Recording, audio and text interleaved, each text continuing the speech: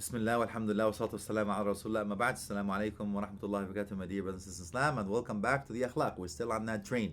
It's a beautiful train indeed, but you have to get on it.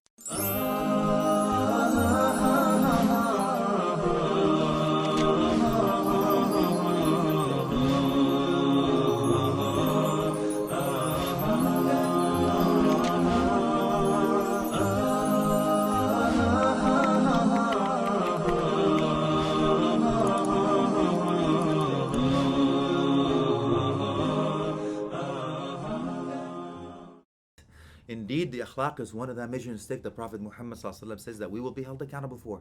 And remember the last episode when we talked about that lady? You don't want to be that.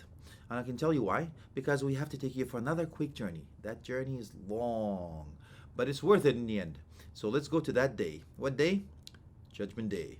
You got it. So let's go there. Coming? On Judgment Day, imagine yourself, 50,000 years, sun leaves its orbit close to your head, people saying, myself, myself, you've heard it before, and you run, there's no place to hide, nowhere to go, and you hear your name, Aina Fulan ibn Fulan, where is the so-and-so, Halumma al-Arj al-Jabbar, come close before the mighty, and you'll stop, Qifuhum innahum mas'ulun, stop them, they will be asked, Ya Allah. Tough, isn't it? Yes, wallahi, it is tough, but listen, this hadith is a bit tougher. And the reason I'm scaring you in the beginning is you'll see the fruit in the end, inshallah. But in the beginning, you need to smack you up a little, get you in line, man. Because you want to get this thing, you have to be fine-tuned. You got to be through the mill. So let's go to that day. Prophet Muhammad ﷺ says, on that day, people will come with salah, siyam, and zakah. You know what? You've done all the salah. You've done even qiyamul layl. You've done your siyam, even voluntary siyam. You've given your zakah, even charity, sadaqah on top of that. And then, but Prophet Muhammad ﷺ on Judgment Day, he says it doesn't stop here. He says, جاء وقد شتم هذا وسب هذا وسفك مال هذا, and the list is long. You come with all the ibadah, but you curse this person, you backbit this person, you lied to this person, you cheated on this person, you killed this person. You know what happens then? You don't really want to know, but I have to tell you anyway. He said they will come and take your hasanat, your good deeds. The good deeds that you worked so hard for. You stayed up all night, man. You tell me you could have gone to sleep all the night with that nice soft bed, with the pillow and all that stuff? This so comfy, with the bunny rabbit thingy, slippers? What? No? What? Just me? Again? Allah help us, wallahi. Okay, it's a secret between us. Cool, we'll keep it there. You know what happens, man? He says they will come and take the good deeds you worked so hard for. And not only that, till they're satisfied. You know what if they're not satisfied? They will pour their evil deeds onto you. Bad news. You know why? That's what he says. أَتَدْرُونَ مَنِ الْمُفْلِسِ. You know who's the bankrupt? They actually said the person who has no money. It's not the case. The currency on Judgment Day is not dollars and cents. It's not the yen going up and going down. It's the actions and deeds. These are your currency on Judgment Day. So are you that extravagant with your good deeds? Do you really want to give them up? And that's why we're talking about the akhlaq.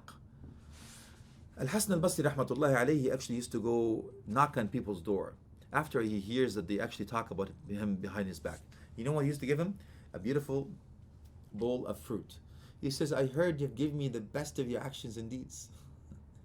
And the only thing I can give you is the best of what I have. Here's a fruit bowl. Enjoy. But you're not a fruit, are you? Okay, well, don't tell me about it. I don't want to know. You know, I know in some places we go, long live the queen. It means totally something different, but we won't go there. We are happy. We're happy people. We're smiling. It's a sunnah. So smile, inshallah. Now what happens? You see, others, when he talked to him, he actually said, you are a fasiq. You know how the akhlaq, they were amazing, man. Amazing. They were made of ice. One man said, you're a fasiq. He said, thank you, jazakallah khayran. You're a zindiq. You know, barakallahu feek. He says, you're a hypocrite. You're this, you're a munafiq. And he keeps start pairing things, pouring them down. And he says, thank you, that's jazakallah khayran. Barakallahu feek. Barakallah. Azzakallah. All that stuff.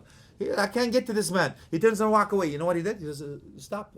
You've told me a few things that I have, but you know what?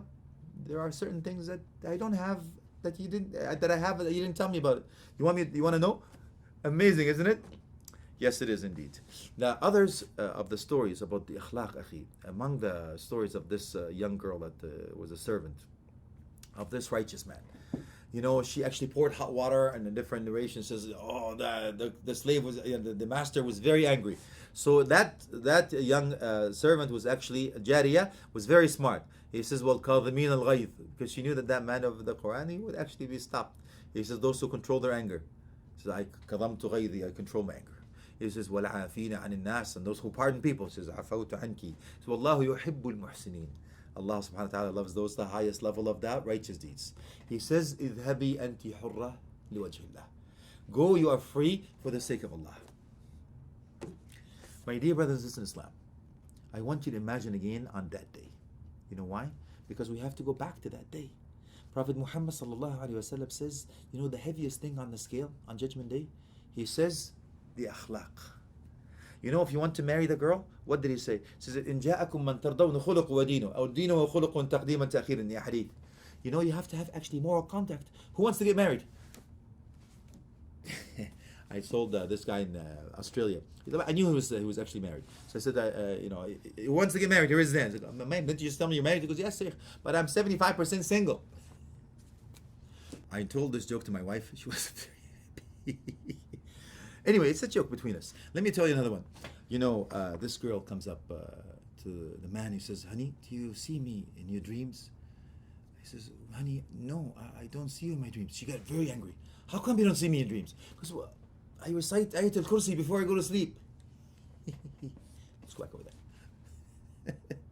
Too much jokes. Maybe too much jokes. Back to Rasulullah sallallahu alaihi wasallam on that day. You know why? Because Prophet Muhammad sallallahu alaihi wasallam gives you a beautiful gift. And I can tell you what the gift is. But you have to wait till the end of the episode. Because there's more. Allah subhanahu wa jalla fi'ula gives you another beautiful gift.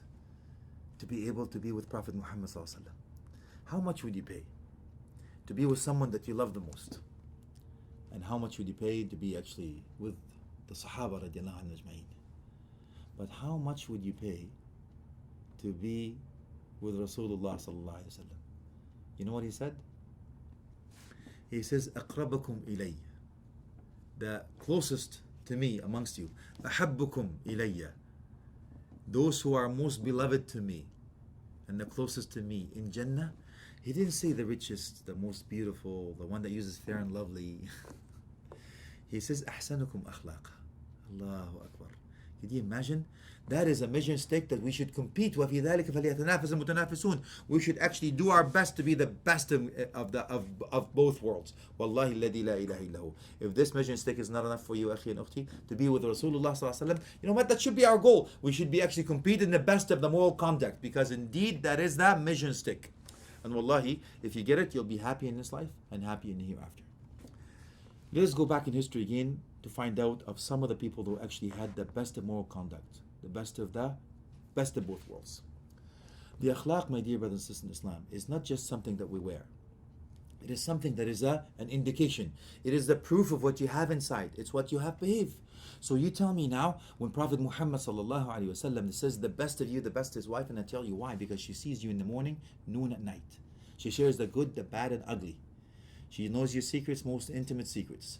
But when Prophet Muhammad ﷺ says, أَحْسَنُكُمْ أَخْلَاقًا, you have to have akhlaq to deal with that sister. You have to win her heart over, because you could be a very righteous man outside. You could actually pray 5 prayers in the masjid. You can be a hafid. You could be the imam yourself. In the masjid again, you act like Abu Bakr. At home, you act like Abu Jahl. You could be a very rich man, driving $1 million car, wearing Johnny Versace, but she wears Kmart Special. You eat surf and turf, she eats crackers and cheese. You're not the best of us. You can actually be very popular. Your friends love you to death, right? You crack a joke, you buy them lunch, you travel with them, you play cricket with them. But can you go home? You got the 111, right? No. My dear brothers and sisters, the measuring stick the Prophet Muhammad said with him and also your wife is for the simple fact that is your akhlaq is the reflection. The akhlaq is the reflection. My dear brothers and sisters in Islam, if we have to learn akhlaq, we have to walk the talk. Let me give you something else. You know a dua that Prophet Muhammad used to say is the best of creation.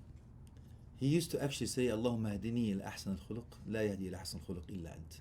Wasrif anni su' al-khuluq, ولا يصرف عنا إلا أنت. He used to ask Allah subhanahu wa ta'ala, oh Allah, guide me to the best of moral conduct. Indeed, the one that guides to the best of moral conduct is you. And oh Allah, keep me away from the worst of the moral conduct. Indeed, the only one that keeps me away from the worst of moral conduct is you.